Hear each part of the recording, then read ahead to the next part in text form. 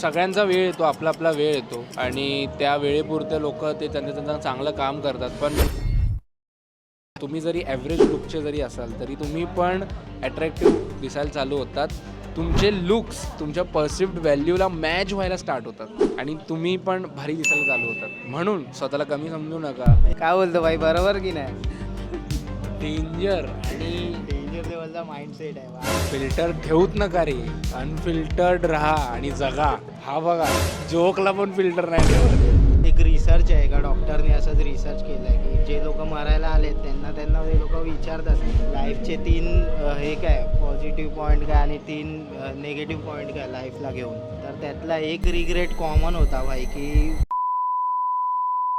तो हा रिग्रेट घेऊन कधीच नका मरू भाई. आत्ताच अलर्ट करतोय.